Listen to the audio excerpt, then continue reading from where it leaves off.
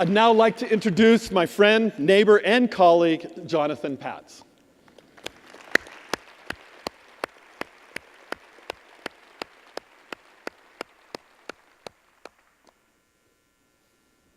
Great job. Awesome. Carl, thank you very much. 11 years ago, it was the culture of collaboration that lured me to come to UW-Madison to advance my research in the field of global environmental health.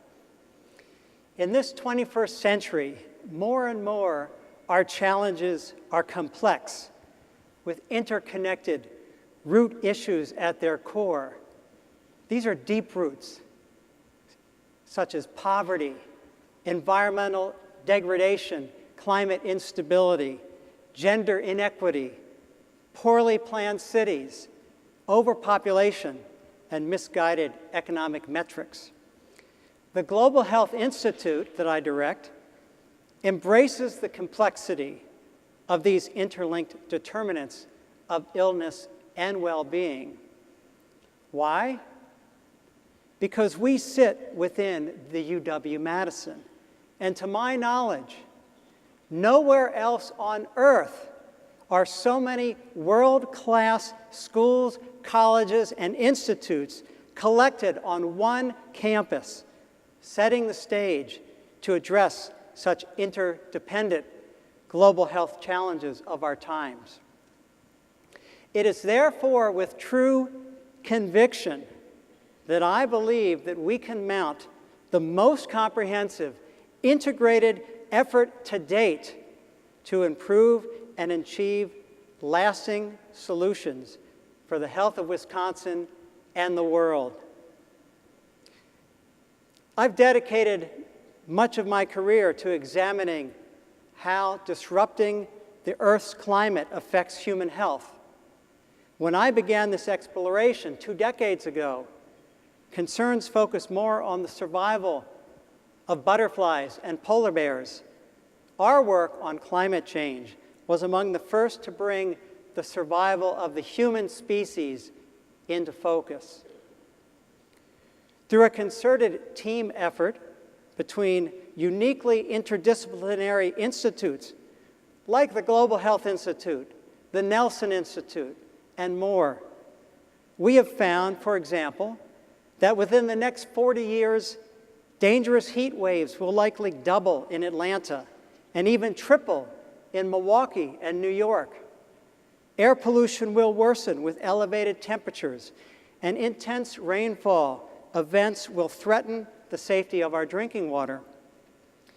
The centrality of human health in climate change conversations now echoes in chambers around the globe. And a group of us from UW-Madison soon will travel to the United Nations climate change meetings in Paris. Our health is inextricably linked to our social and environmental surroundings.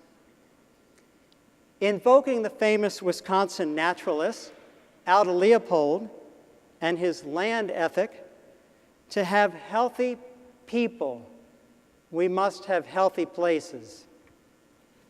And if the problems are interconnected, so too are the solutions.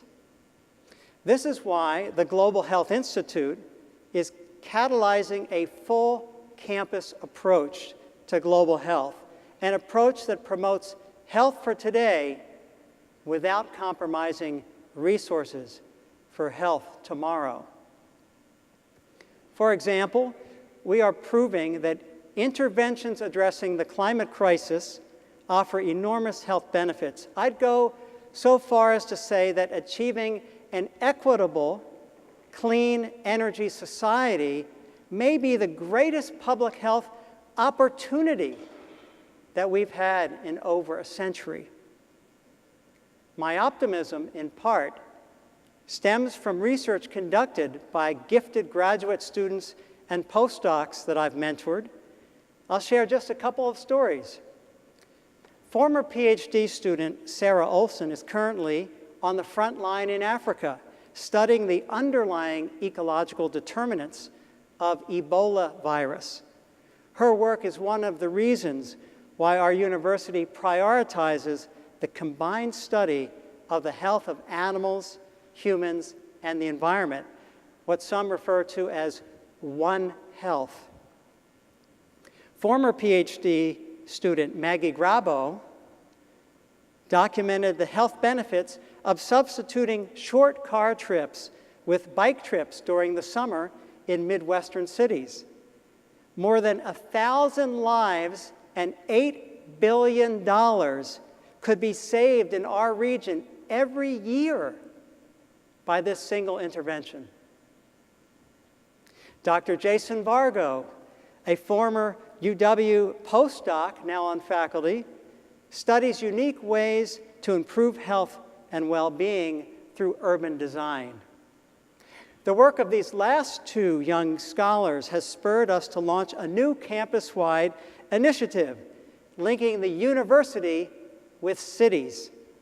Now, replace the letter S with the letter C, and we now have the UW-Madison University Alliance. Hard to say, but easier to see. These sharp grad students and postdoc bring fresh ideas essential for us to continue to lead in scientific discoveries and innovation. And all three have one thing in common.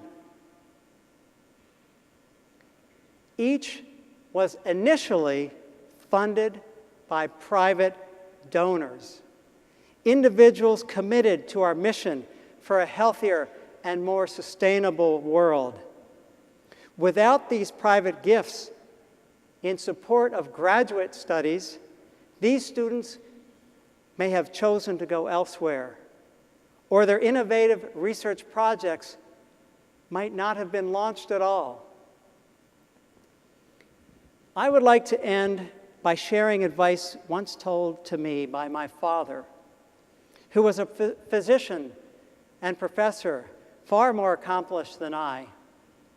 He told me, and I quote, "It doesn't matter what title you have or station in life you achieve. All that matters are the deeds that you do to make the world a better place." I will follow my father's advice in Paris in December and for the rest of my career. But the most important message that I wish to convey is this: my own small deeds can be hugely multiplied at UW-Madison, where I am lucky enough to teach and mentor bright students who become new leaders and agents of change to make the world a better place. In conclusion, it is an absolute privilege to be a faculty member at UW-Madison. And for tonight's chance to share my story, I thank you very much.